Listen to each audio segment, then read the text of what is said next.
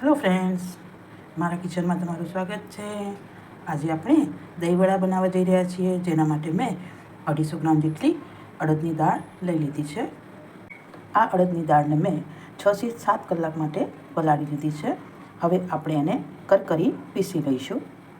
આપણે મિક્સરમાં દળી લીધું છે। હવે આપણે કાળા મરીનો ભૂક્કો તેમજ મીઠું ઉમેરી લઈશું અને એને સારી રીતે વલોવી અને 1 કલાક માટે ખીરું આપણે મૂકી રાખીશું। દહીંવડા માટે મેં તેલ ગરમ કરી લીધું છે।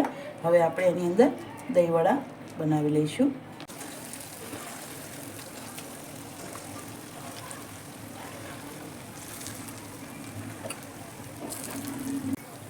હવે આપણે એને ધીરેથી ફેરવી લઈશું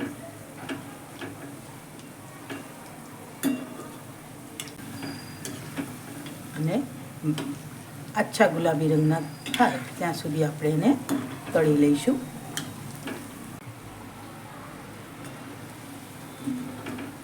સરસ બની ગયા છે। હવે આને આ રીતે જ હું સીધા પાણીની અંદર નાખી દઈશ। આપણે પાણીમાં નાખેલા વડાને હાથ વડે દબાવી એની અંદરનું પાણી કાઢી લઈશું।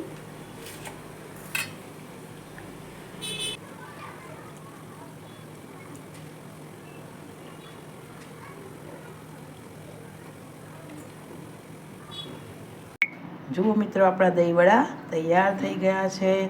એની અંદર મેં સરસ મજાનું મોળું દહીં, ખજૂર આંબલીની ગળી ચટણી અને મરચું અને જીરું સ્પ્રિંકલ કરેલા છે। તમે ખાઈ શકો છો। તો મારી આ રેસીપી તમને ગમી હોય તો લાઈક કરજો, શેર કરજો, સબસ્ક્રાઈબ કરજો। આવજો।